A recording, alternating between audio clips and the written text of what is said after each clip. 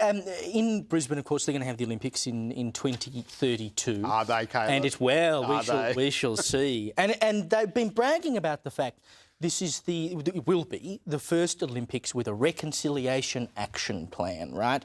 This is had a recycling plan. Oh, they probably got one of them too. But it's going to be the first Olympics with a reconciliation action plan. They really care about Indigenous people. If you go on the Brisbane Olympics website, you scroll down a little bit and you end up looking at this. Got a huge thing on there about, you've got the country and we care about Indigenous people and they're so important to the Olympics and all this sort of stuff.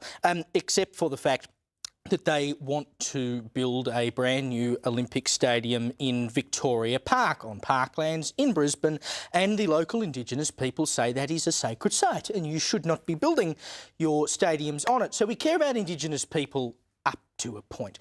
So they had launched last year, one of these, Aboriginal land corporations, launched action against it to try and stop the stadium from going ahead. But Murray Watt, who is the Federal Environment Minister, has now intervened and said that it can go ahead. Isn't it funny? Because, of course, we had a mine that was knocked back, gold mine, Blaney, because, someone had put in this... Blue banded bee.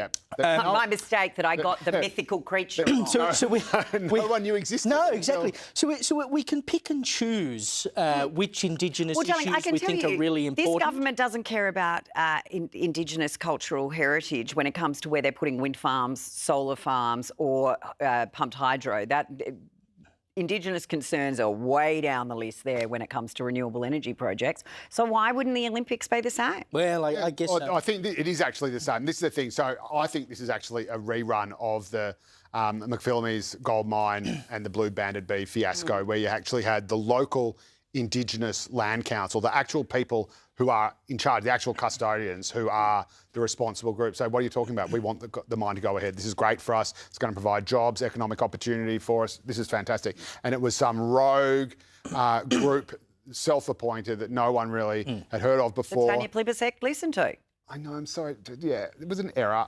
Anyway, Murray Watt is now the new environment Perhaps minister. Murray should now get the McPhillamys gold mine back on the table. Not coincidentally, I think they're trying to do that. And this is exactly what happened here. So this attempt to stop the work on the stadium was from an unnamed Indigenous group. So it wasn't even from the actual official local Indigenous representatives. So again, there's troublemakers.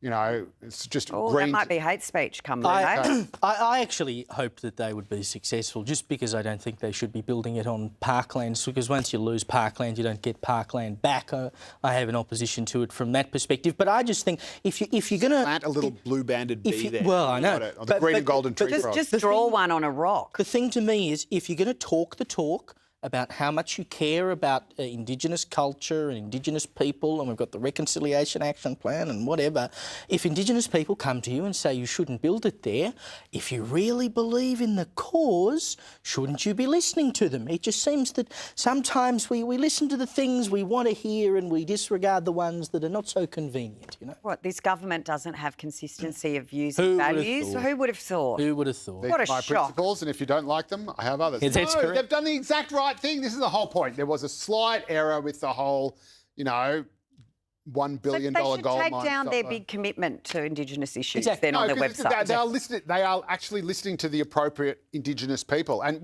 lots of organisations have a reconciliation plan. This one does. News Corp has a reconciliation action plan. It's totally normal and it's a good thing. What's bad is when you have kind of rogue activists who don't have any authority, who don't have the experience and who don't have the backing of their community, who aren't representative of their community, just deciding that they're going to go out on the warpath. And that's what happened with the blue banded bee that just made a community about $1 billion poorer, and with what they were trying to do with this big Olympic stadium in Brisbane, which they need because the Gabba's too big. The Gabba's can't even fit in its own suburb. Oh,